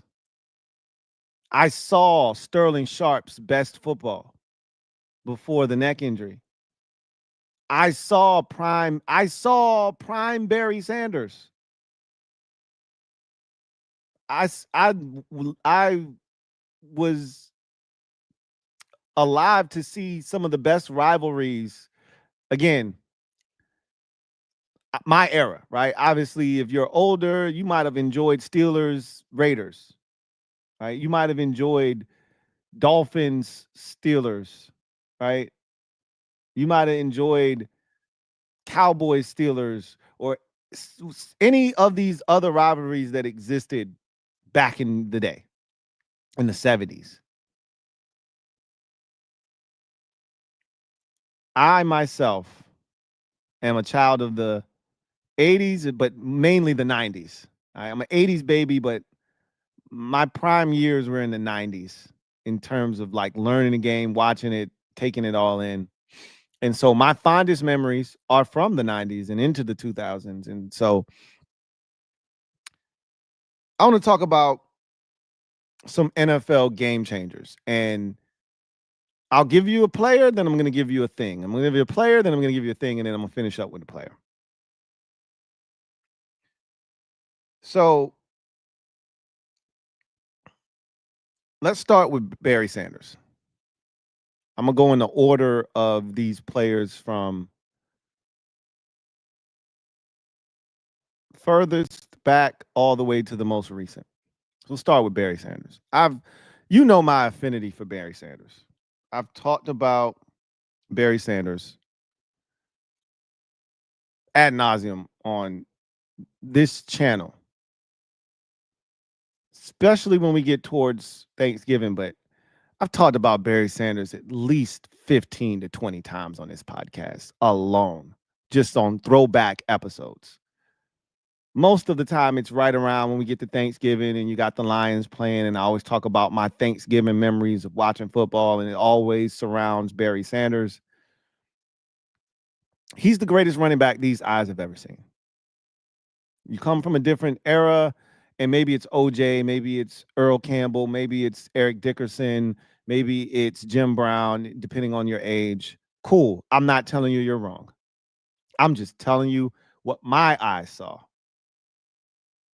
There's nothing like Barry Sanders, and there will never, ever be anything like Barry Sanders. Right? There was nothing before him that looked like him, and there's been nothing since Barry Sanders that has looked like him. Barry Sanders rushed for over 15,000 yards in 9 seasons. He never had less than 1,100 yards in any single season in his career. And that 1,100-yard season was 11 games. One of the few seasons where he didn't play all 16 games. He was durable. He was dominant. He would have destroyed Walter Payton's all-time rushing record, and he would have put that thing so high on the top shelf that no other player, similar to Jerry Rice, as you know, with the receiving record, he would have put that thing so high on the top shelf that no other player would have even come remotely close. Emmitt Smith finished with over 18,000 rush yards. And Emmitt had to hold on for like 2-3 extra years when he was straight ass at the end of his career to get to that total. He was washed in Arizona. Way beyond washed. Barry Sanders, if he would have played just 3 more years, would have had probably, my guess is, 19,000 yards rushing. I mean, the dude was averaging damn near 1,500 yards a season. When he retired, I think he was right around 1,500 yards. He was averaging 1,500 yards a season. I think he was like roughly 15, maybe 1,600 yards behind Walter Payton. He would have probably broken it the next season had he just played one more year. And he knew it, and that's part of the reason he retired, is because he didn't want to break the record in the fashion that he would have broken it, which is playing on a lousy team. But that was never who Barry Sanders was. I feel so bad for the NFL fans who are like me. Like, you eat, breathe, sleep the NFL. You love this shit. I feel so bad if you didn't get to watch Barry Sanders play football. I actually feel really bad for you. Because the highlights, they do him justice, but they don't. Like, the highlights give you a sense of just how dominant he was and how crazy he was to watch play, and how incredibly difficult he was to tackle. And yes, Barry Sanders was mortal, right? No one lost more yards running in the NFL than Barry Sanders, right? That's a real thing. No one lost more yards on plays than Barry Sanders in his NFL career. But also, no one had more dynamic 2-yard runs than Barry Sanders. And no one had more jukes, more like making NFL players look ridiculously silly. Nobody did that more on average than Barry Sanders did. I've watched him take over games. I've watched him have teammates crash into each other and still don't tackle him or don't even touch him in certain instances. I've seen him turn guys around 2 and 3 times on the same play on some Tom and Jerry shit. He used to make NFL players look like little ass kids. Which way did he go? Which way did he go? Barry Sanders revolutionized the way we watched football.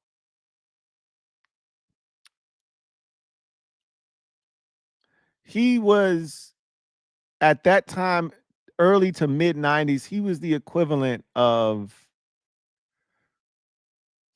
I guess I would say, Steph Curry. How he changed the game, how people played, how people, wanted to shoot threes now. And that was Barry Sanders. He changed the way guys wanted to run the football, how guys wanted to be elusive. He was different, man. And if you never got to see that, I apologize. I'm so sorry, because that was a treat watching Barry Sanders play football. That was a treat. He was the first guy that I watched and that got me hooked on the NFL. He was the guy that just pulled me in like a tractor beam.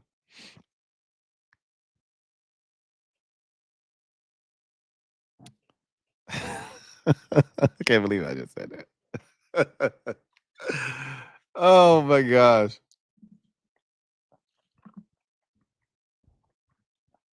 Too much Dumb and Dumber.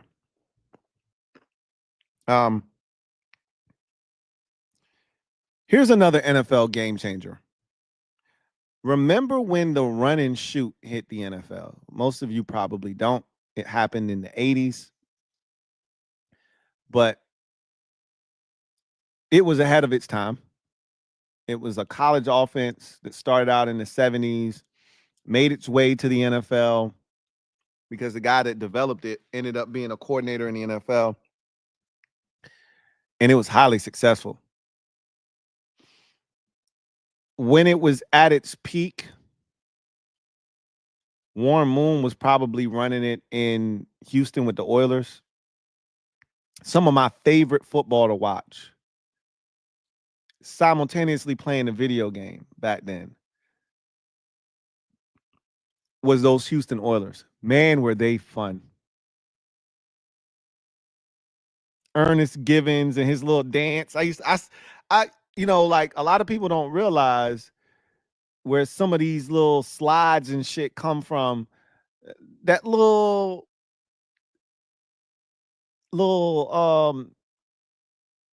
Ray Lewis little, shit where he do the little shimmy and he slide real slow. That shit came from Ernest Givens. I used to do that when I used to score outside playing football in the front yard. He had this little slide he used to do, little shimmy with it. Hayward Jeffries. Man, those Oilers teams were fun. And Warren Moon was slinging that bitch all around the field. They were really good, and I think the peak of their superpowers was in 91. But that also, if you're an Oilers fan, is, if I'm not mistaken, is that AFC wild card, loss where they were up, 35-3? So yeah, that's one they would like to forget. But I think June Jones was running it in Atlanta.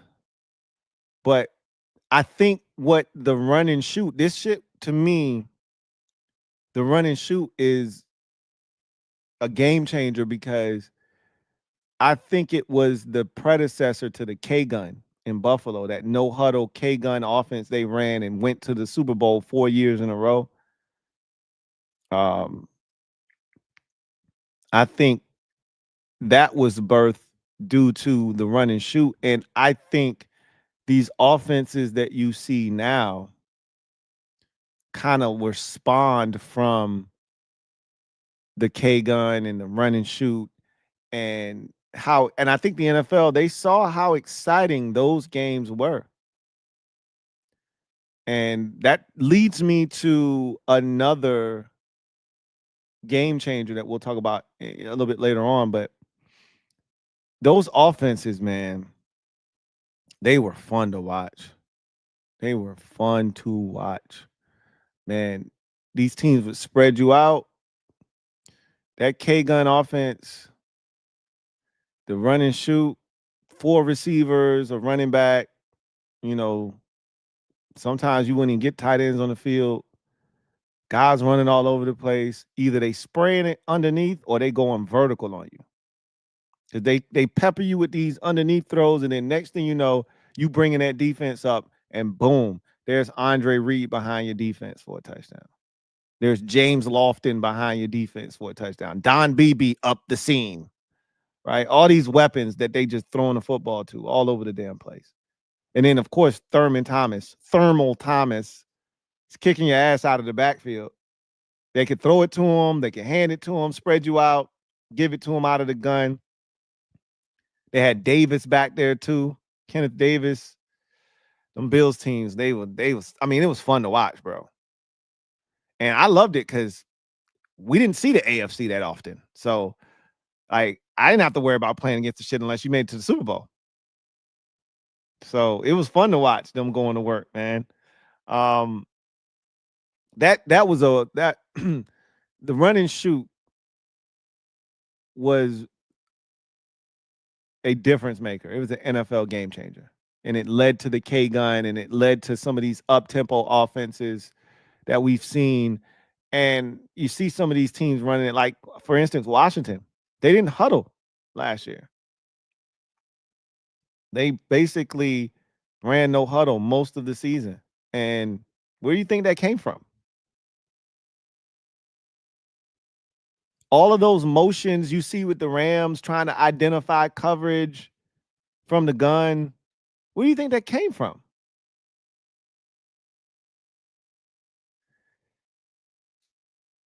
Next NFL game changer, a guy that we've also talked about on this show a bunch.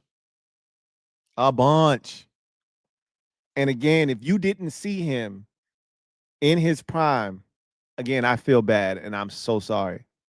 I'm talking about Randy Moss, the freak, the super freak.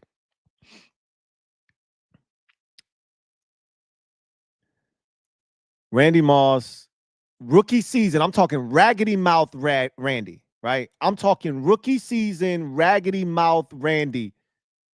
Different dude, man. He's like, that's chip tooth Nas. It's just different. The shit hit different, right? It's levels to this shit. Raggedy mouth Randy, you couldn't cover him. That man was running for his braces. That man was running for a set of veneers. You couldn't cover that, Randy. He was different. He was an animal.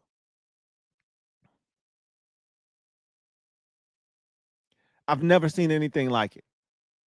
That 1998 Randy Moss, when he hit the scene, I would imagine it was like crack in the 80s. When that shit hit the scene, people were going crazy. That's what Randy Moss was in 1998.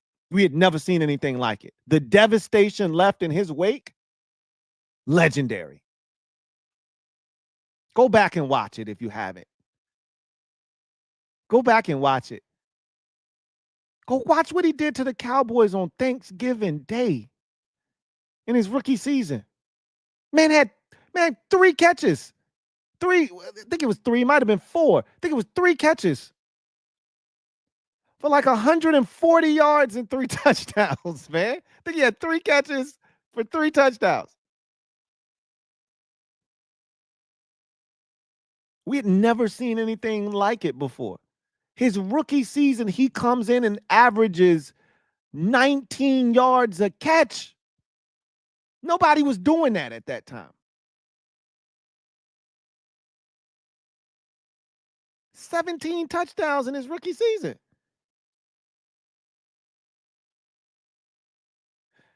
He was so much of a game changer that he changed the NFL vernacular.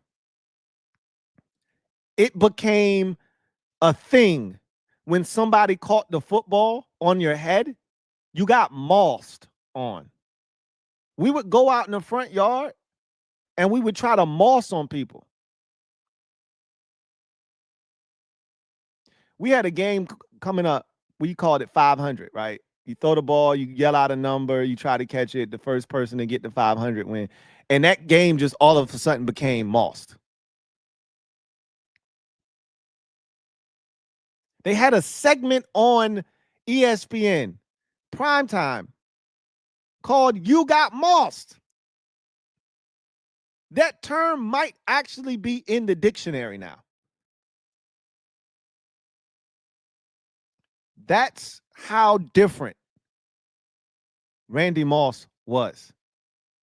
And the thing that I felt like made him so unique is we had never seen that kind of play in that type of frame before. We'd seen guys make big. Jerry Rice was the closest thing we had seen. Jerry Rice wasn't 6'4". And Jerry Rice didn't run a 4.3 anything. Okay. But let Jerry Rice loose on one of them slants and you find out real quick. The closest thing we probably ever seen is somebody running the way that Randy Moss did at that size was probably Jerry Rice's teammate, John Taylor. Because John Taylor could pick him up and put him down. And he was pretty damn angular too. But it's levels to this shit, as I just told you. I mean, Randy Moss was this skinny kid out of Marshall. And nobody could stop him. You've never seen Rand University? Do yourself a favor. You want to learn about Randy Moss, his upbringing, where he came from, what he was supposed to be, then what he ultimately turned into. Go watch Rand University. But Randy Moss was different. You want to talk about a game changer? We've seen guys come in and put up more numbers in their rookie seasons. Like, I think he only had 1,300 and something, some odd yards in his rookie season. We've seen guys put up, Justin Jefferson's done that, right? Jamar Chase might have done that. I'm not sure. We've seen other guys come in the league and put up crazy numbers.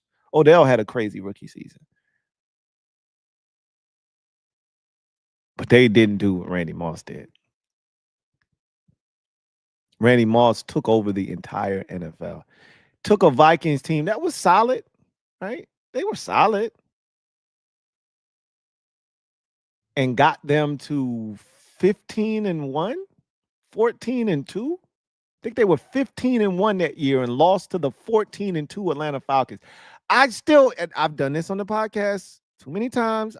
I swear, I promise, I'm not gonna open Pandora's box. I promise. But I am just gonna slightly, I'm just gonna open it a little bit. You son of a bitch, Gary Anderson. You son of a bitch. And I'm going to close the box. And I'm going to lock it. And I promise I'm not going in. I'm not going to open it up. Robbed me and everyone else of what was going to be the greatest Super Bowl ever. It's the greatest Super Bowl that never was.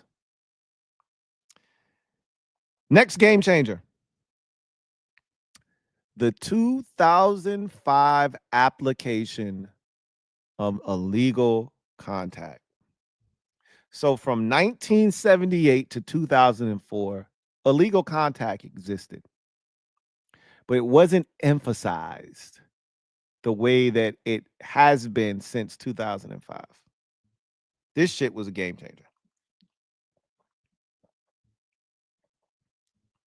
I don't have to explain to you why, but I'm going to anyway. Before 2005, go watch the 70s. Go watch Mel Blount and those Steelers players, and go watch some of the Jack Tatum with the Raiders. Go watch some of these dudes play safety. Go watch what they used to be able to do to wide receivers. I mean, absolutely mugging these dudes. Like, it's crazy when you see some of the numbers for these receivers. And, obviously the pass game was different back then, and the ball wasn't being thrown as much. And in certain instances, it was less games. They were only playing 14 games. So you always have to take some of that stuff with a grain of salt. But you also have to take in and weigh very heavily the punishment that these receivers took. Totally different game back then. Oh my God. Right? The things they could do to receivers. You look at a receiver the wrong way, you getting a 15-yard penalty. And an envelope in your locker on Wednesday from the league. But you don't got to go that far back if that's not your thing. Just go back and watch the early 2000s Patriots. Go watch that 2004 AFC Championship game versus the Indianapolis Colts and watch how they beat the shit out of those Colts receivers. I mean, battered and bruised those boys. The shit was so egregious in that game that they changed the rules and said, okay, we can't have that. And they wanted a more wide open game. They wanted more points to be scored. And they've gotten it. It's a different NFL because since that rule has been reinforced, I don't think we've truly seen very many dominant defenses, like truly game-changing. Like before that rule, you had defenses that could single-handedly put an entire team, organization on their back and win a Super Bowl by not giving up more than 6 or 9 points in a game. You can't. There's no I don't care how good of a defense you have. You can't do that anymore. The closest I think I saw to that was the Jack Del Rio 2015 Denver Broncos defense. Had to shut down that high-powered Panthers offense. Cam Newton was the MVP. Had to basically reduce them to next to nothing in the Super Bowl because they couldn't throw the football, right? Peyton Manning was done. He was cooked. So you could load up on the run. I think no Sean Moreno might have been their running back. So you could load up on the run, stop him, and basically reduce the Broncos offense to next to nothing. But they weren't giving up nothing. And they were scoring points defensively. They literally took over that Super Bowl game. Had to do the same thing 2 weeks before in the AFC Championship game against Brady. Like they were capable of doing that. That's what teams did. The 02 Bucks, the 2000 Ravens, the 99 Titans. Like those teams were capable of taking an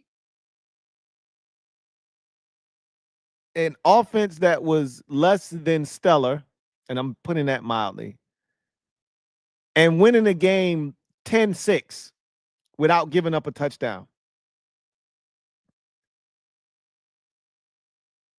You don't see that in the NFL anymore because it's hard to be able to do that.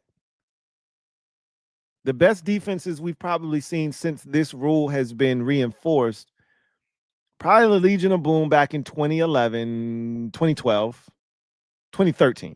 That's the year they beat the hell out of Denver. 2013. Denver in 2015. That's it. The 49ers in 2019 were really good, but I don't think they were on that level. And when they needed that defense to step up and close out Mahomes and company, they couldn't do it in that Super Bowl. We don't see that kind of defense. You can't play that kind of defense anymore. The rules don't allow it. That 2005 illegal contact rule change or reinforcement of that rule, total NFL game changer. And then the last NFL game changer we'll talk about tonight, and I'm going to let y'all get out of here. I've talked your head off long enough. Michael Vick. Man, oh man. When I tell you about an experience, they called it the Michael Vick experience for a reason. He was different, man.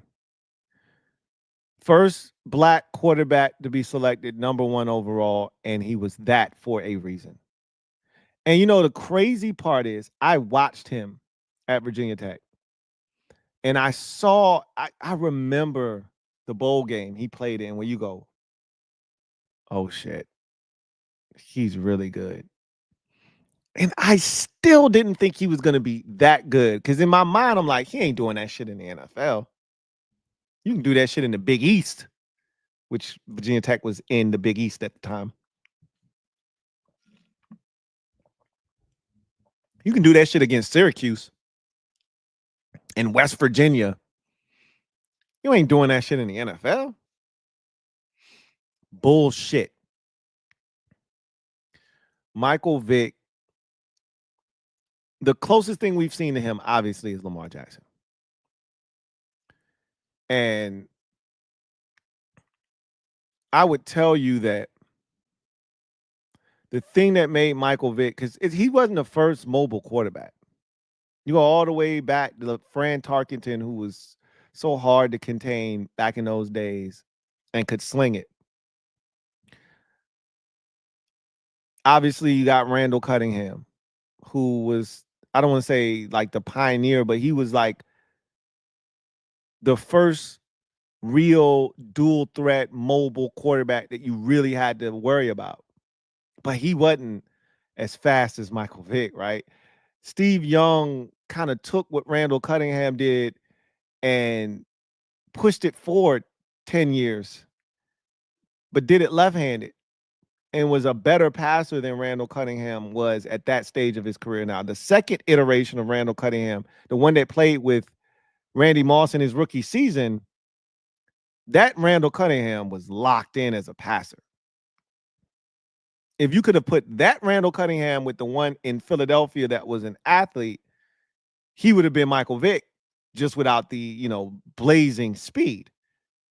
But there was no combination of what Michael Vick brought to the table ever in the NFL before Michael Vick.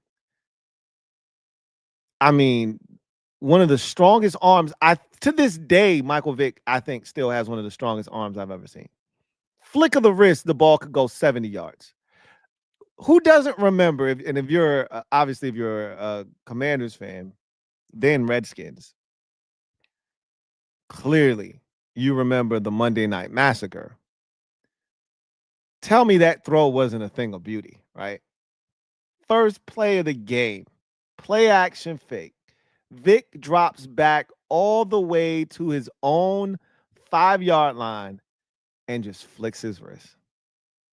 And Deshaun Jackson runs past LaRon Landry, runs under that ball, catches it at about the 30, the Redskin 30, somewhere in that neighborhood, as Deshaun Jackson stumbles, right? Gets his balance, turns around, backpedals his way into the end zone, just like that. First play of the game. I think that ball might have traveled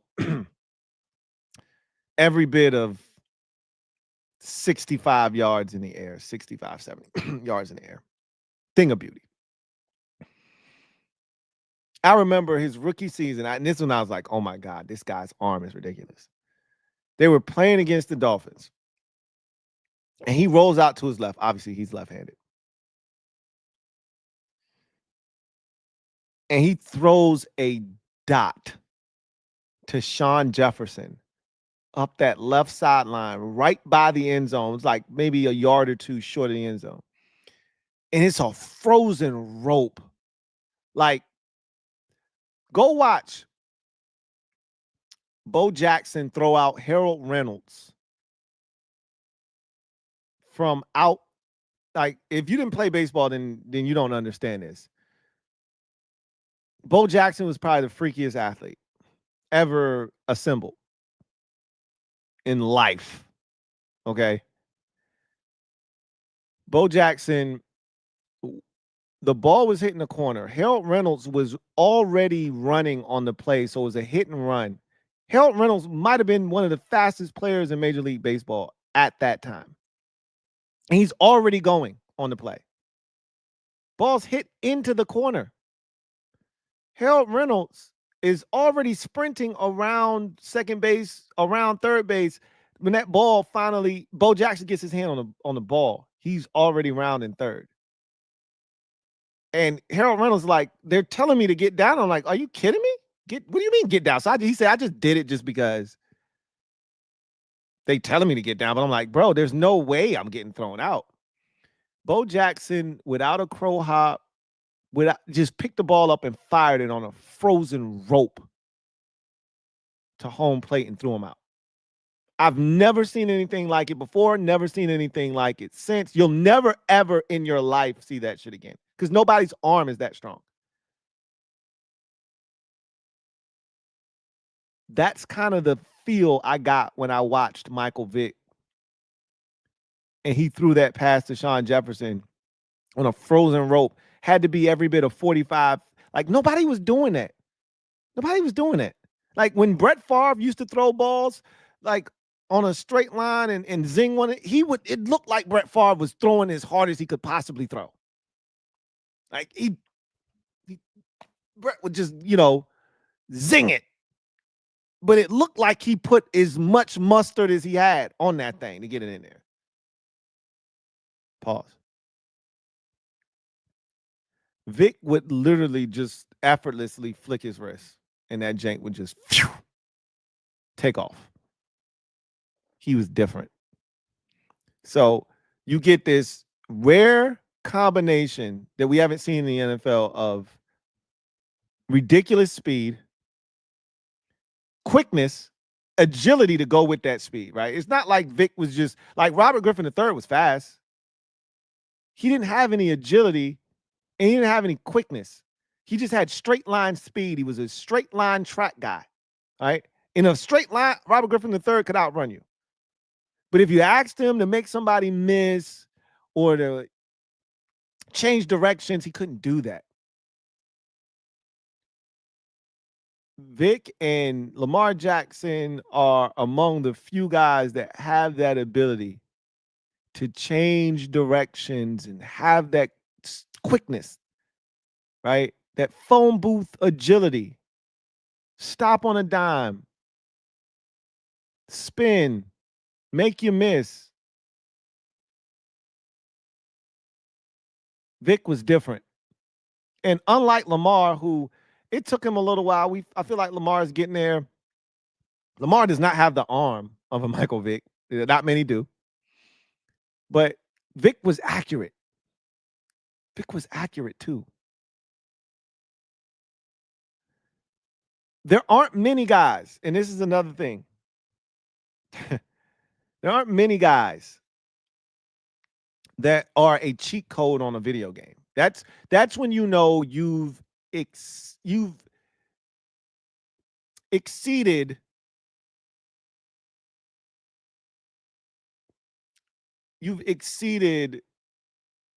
the reality threshold and you've gone into a different realm when you become a cheat code on a video game. Like Bo Jackson was that obviously for Tecmo Bowl, right? You played with Bo Jackson, you were cheating, right? In the Oakland Raiders, LA Raiders.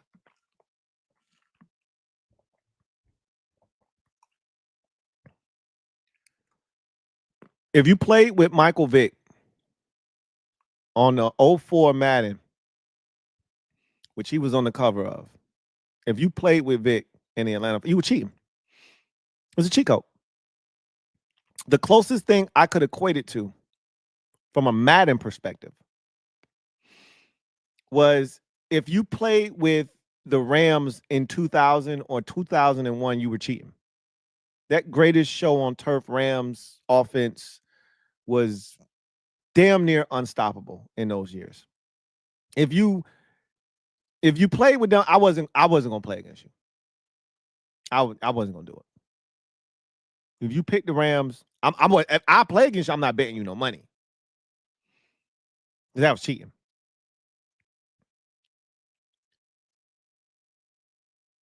I'd play against you for money if you pick Vic on 04 because the Falcons as a team weren't great. But if you knew what you were doing, you were just giving away money. That was a charitable donation that you were making. Because they had too much speed. They had too much speed. Between Vic and Warwick Dunn. And they had one more receiver. It was a losing cause. Vic was a cheat code. He was different. That Nike campaign that they put behind him, the Vic experience with the kid on the roller coaster. Are you serious right now? Some of y'all don't realize Like Michael Vick was the first $100 million player in the NFL. Like a lot of y'all don't realize what Michael Vick was. Michael Vick was different. Like different.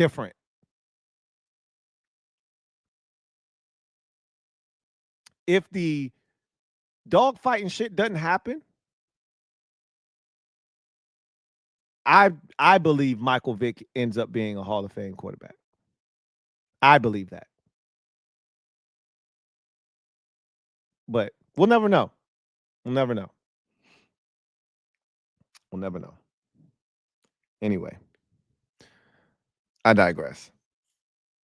That, my friends, is going to do it for me. Uh-oh. Your man, Louie T. Okay, I know what I can do. I didn't change that one. Bam.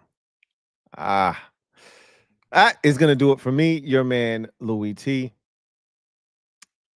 Here on the 507th installment of the Louie T Network podcast. I do have a super chat that I want to get to before we get out of here. Just Andre. Just Andre. Pause, Lou. We throwing it back, and I'm throwing it all the way back tonight. It's crazy. That is wild stuff. I be saying the most crazy shit and don't even be realizing I said it. Hey, stop playing, man. Just not, you couldn't let me live though, huh? You know what? I can't ask for something from y'all that I wouldn't give to you. I wouldn't extend that to you. Right? I don't like my family kills me because I don't let shit slide. You don't say a word right, you get tongue tied, anything. You say some crazy shit that don't make sense. I call everybody out on everything. Nothing slides. So I can't be mad when y'all don't let me slide on shit because I wouldn't let y'all slide. I let y'all slide on the super chats when y'all spell shit wrong or because I know what y'all mean.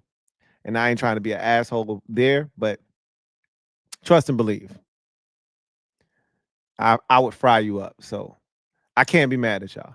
That's wild though. And I know I said it. Now that you say it, and it's crazy. It's even worse when you see it in text. Right? It's even worse when it's transcribed. That is wild. You probably had to say pause as you were typing it because that's so crazy. But anyway, I digress. Leave me alone, Just Andre. Leave me alone. Big Money Sonny, where you at, man? Where you been at? Always good to hear from you. Thank you for being a member of the MOBB, my guy, Big Money Sonny. Writes, nah, Lou, you can't bounce without giving me, I got 5 on it. Don't you wish your quarterbacks, don't you talking about the song. Oh, don't you wish that was your quarterback? It's going to be a lot of singing that during the season. No doubt about it. A lot of that.